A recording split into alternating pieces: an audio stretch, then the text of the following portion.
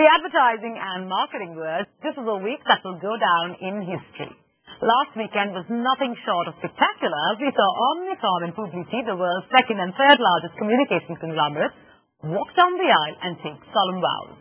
The world at large was stunned, almost speechless, as no one had a clue that something like this was in the offing. It truly was a clandestine love affair. It's being tagged as a marriage of equals, and while that might sound like music to one's ears, how many times have we actually witnessed a partnership like this blossom? And if it does, it will truly be a first-of-a-kind case study by itself. But here are some quick facts on how this marriage will impact the advertising world. Publicis-Omnicom Group, as the holding company will be known, will be headquartered in the Netherlands, which will ensure a neutral location choice as well as tax advantages.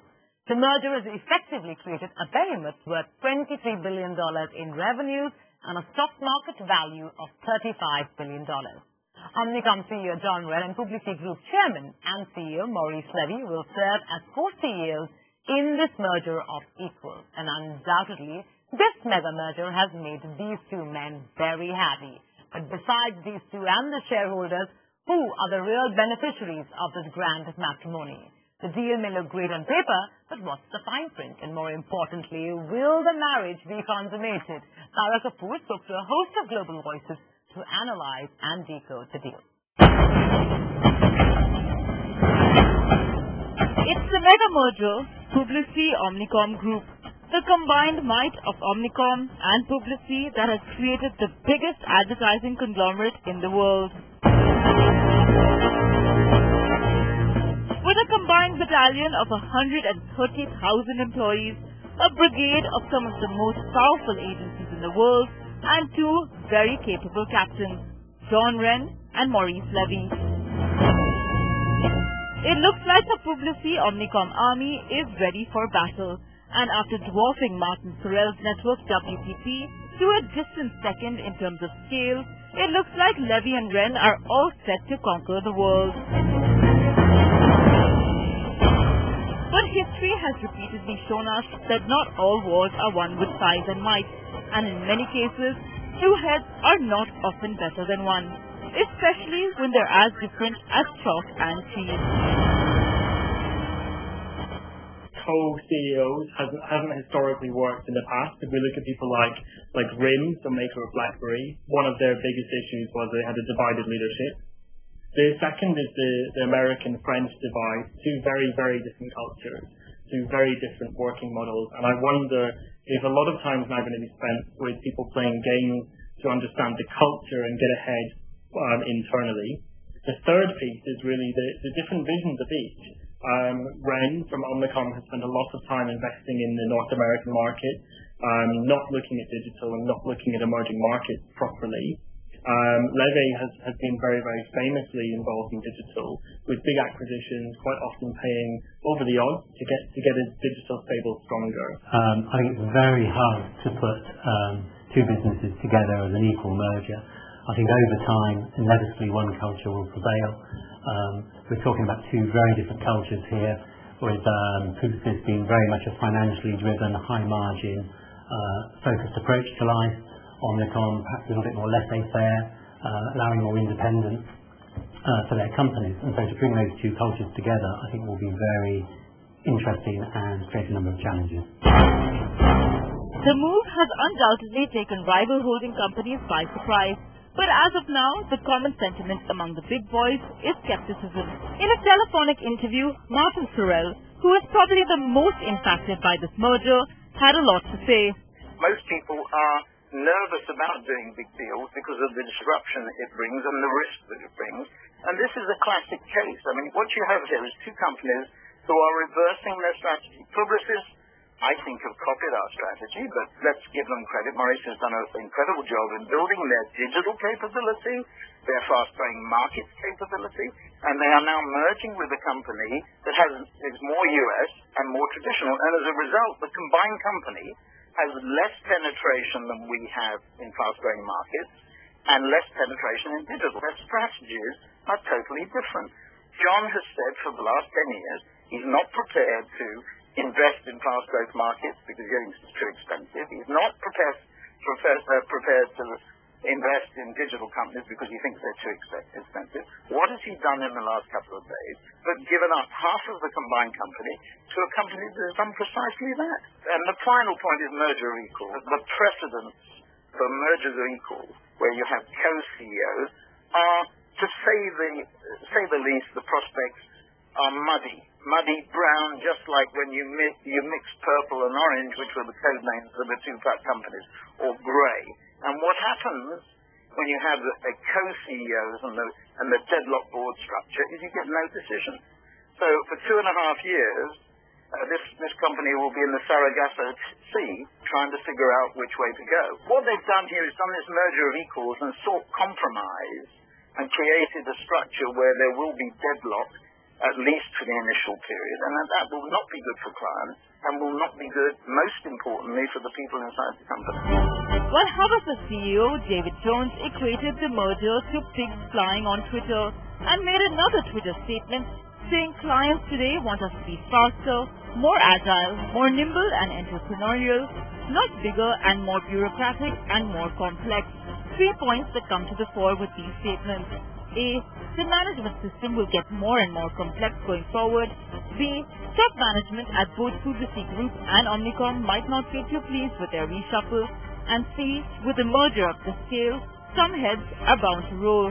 Undoubtedly, it's definitely the case that when you merge such large companies, there is going to be some duplication of activity, and that's going to lead to a fairly comprehensive look at how the company does its business. There are some suggestions that around 6% of the workforce could finally disappear really once the company has completed its review. I do understand that at the moment it makes a few people very happy and makes a lot more people wondering what's going to happen to them. And it takes a while for the corporation to tell people what it means for them.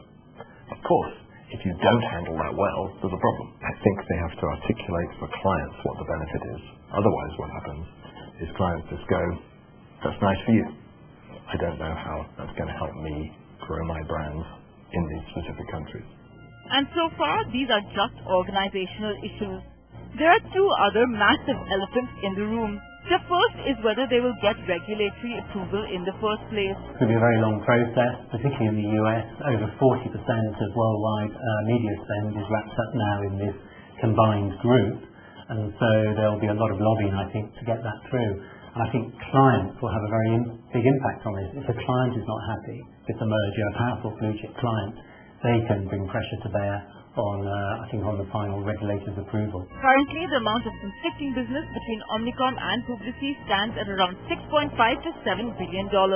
The most glaring conflicts are arch rivals Coca-Cola and PepsiCo, Samsung and Apple, AT&T and Verizon, and finally, car makers Toyota, Honda, GM, Nissan, Mercedes and Volkswagen, who will all now be housed under the same roof.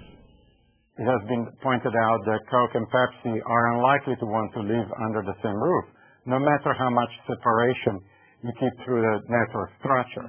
There is no question that the competitors will start to call both some of the talent inside Omnicom and Publicis and certainly call their clients, particularly where there are new conflict situations, and try to take them away. And here's where the now number 2 holding company, WPP, and other rival companies have an opportunity to gain some business. One thing is to achieve success as a group, as a team. Another thing is to continue to repeat success. And chances are Coke might be interested in making the shift if Martin Sorrell, sitting along with Coke Chairman CEO Mustar Kent and CMO Joseph Cody on a panel in Cannes, can be used as a signal. What the merger has done is created a sizable margin in terms of scale and size between Publicis-Omnicom Group and the closest rival WPP. For the rest of the holding companies, the disparity is colossal. Hence, expectation is that M&A activity in the advertising world is going to dramatically increase going forward, especially since Martin Sorrell isn't one to sit back and get comfortable in the number 2 spot. The move is designed to bolster the company's focus on growing Asian and Latin American markets such as India, China and Brazil, where both holding companies have ramped up operations. And it's in these markets where WPP's hold remains extremely strong.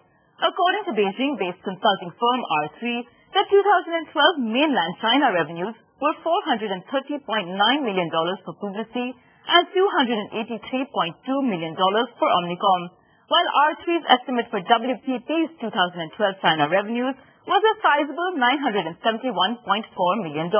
Because both of them have lagged behind WPP in breaking into the Indian market, you're going to see a fairly big push, really, trying to steal clients away from WPP, steal a march, as it were, and using their enhanced financial firepower and their enhanced reach with these combined teams to try and sort of get ahead of WPP. Now, whether that works, of course, remains to be seen. I think there are issues, really, with getting the two teams to work together, but it does seem to be the case that the new company is going to look to sort of use its bigger muscle to get ahead of its competitors. So the question that remains is whether this merger will actually be able to make any dramatic changes for the Publicis-Omnicom group in the Indian market. We'll probably see no real impact in the short term in India, but nevertheless, it got the Indian head honchos very excited. Here are some reactions we got when the announcement hit the Indian shores. Listen in.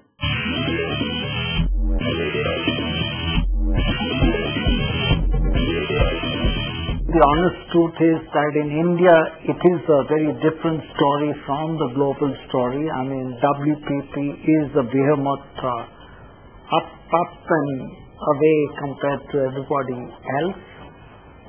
Having said that, obviously, I think 1 plus 1 does make 2, and even if your competitor is 20, it's better to fight with 2 than with 1. So I think together, I'm sure they will be a stronger force than what they were individually.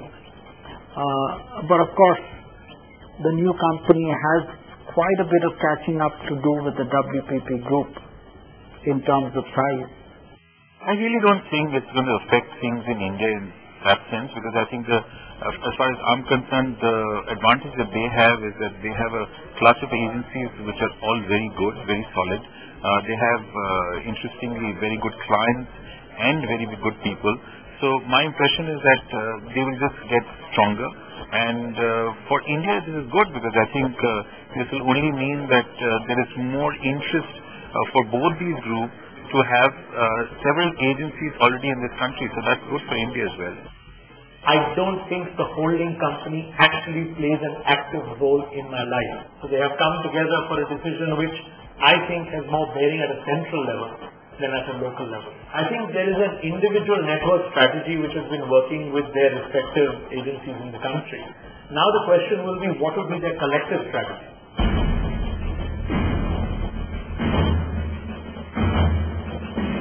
Technology, platforms, scale, partnerships, alliances, all these are becoming very, very important to deliver full range of solutions to clients. And with the scale we have now, we will be in a better position than anybody else to provide all these to our clients and make all these available in the hands of our people. As a client, I suspect that one of our challenges will be there is even less to choose from or even less to flirt with and try out and so on. So that's probably a bit of a downside from a client perspective, saying that if everything's consolidating so much, so I basically have to choose from X and Y, not X, Y, Z, A, B, and C. That's a bit of a downside, I would say. A potential area that businesses, I guess, need to address will really be around conflict of interest in terms of agencies, for example, managing brands that compete with you in the marketplace. That's an area that we're not directly impacted, but I think that is one area which a lot of companies, a lot of businesses will really be studying and taking a hard and close look at before deciding on what their course of action wants to be.